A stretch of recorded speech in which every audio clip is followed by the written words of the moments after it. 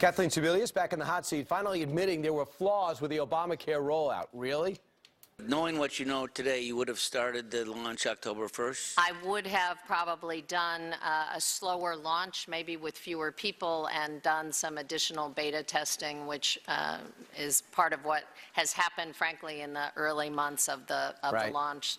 I think the launch was plenty slow. The HHS secretary also answered questions about the botched rollout and low enrollment numbers, but did she leave us with more questions than answers? Joining us right now is the House Oversight Committee Chairman, Issa. Chairman, did you learn anything yesterday? Well, I did. I learned that when you really completely blow something and strike out, you say, geez, I'd like to have gotten an opportunity to reconsider swinging at that ball. The fact is that Kathleen Sebelius is not providing America the truth. As a matter of fact, in a letter that I sent to her, I warn her that her people are actually obstructing justice. They're telling individual companies who have serious reports on security flaws, in other words, vulnerability to hackers, not to provide us the information. And what's amazing about it, Brian, is they're saying 73 days later, don't provide information because it's a roadmap to hackers. Well, that means the vulnerabilities are still there today. Your personal information likely can be hacked on these websites today based on their refusal to let us see what was, in fact, pre-launch vulnerabilities. It's unbelievable. Security, that's a nonpartisan issue. Everybody understands it. We've all been affected by it. When you got someone like Chairman Rogers coming out saying, my cybersecurity experts say we're very vulnerable, who's going to put their tax information in? Now, today at 9:30 Eastern Time, you're taking action. What's happening? We're hearing first up from 3 medical doctors who will tell specific examples of how, under the current law, the Affordable Care Act is interfering with their ability to continue treating their patients. And it's the tip of the iceberg, because the direct impact that you're going to hear about today is second to the indirect impact, which is medical insurance companies are dropping all kinds of doctors, creating, if you will, voids for oncologists and other areas around the country. And in fact, quite frankly, this is exactly what you could expect when government takes over and starts mandating. The private sector will figure out how to benefit, gain, whatever you want to call it, from it.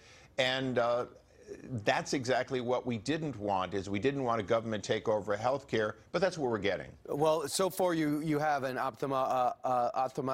orthopedic surgeon, you have an ophthalmologist, you have a neurologist, so you got people out here who have been directly affected. What's your answer to those who are saying on the left, well, he's just going to cherry pick people who don't like Obamacare? Well, that's a good thing. We have a system in which the Democrats get to pick a witness. They've picked an intellectual. At the last hearing, they picked a health historian who told us that penicillin was developed by the government in World War II. Unfortunately, it was developed in the 20s in Scotland.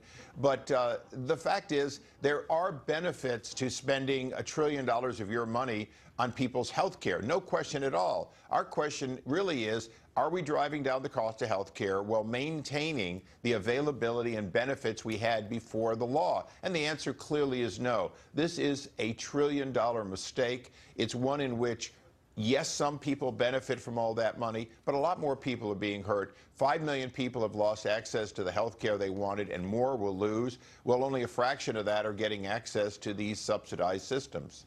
And real quick, Chairman, a lot of people say healthcare costs are flat. They have not been increasing at the same rate, so it shows Obamacare is working. What do you say? Well, ultimately, healthcare is a combination of good quality and a price.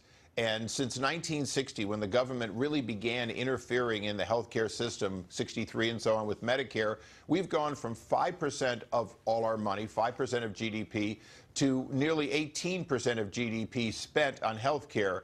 So the fact is that we have a long history of spending more and not getting that much more for it. And that's what needs to be changed. We need to start getting doctors and hospitals to be more efficient if we're going to maintain good health care at a reasonable price. But over your shoulders, so the action will be taking place at 9:30. The hearings begin with the chairman leading the way with the House Oversight Committee on Obamacare's impact on premiums and provider networks.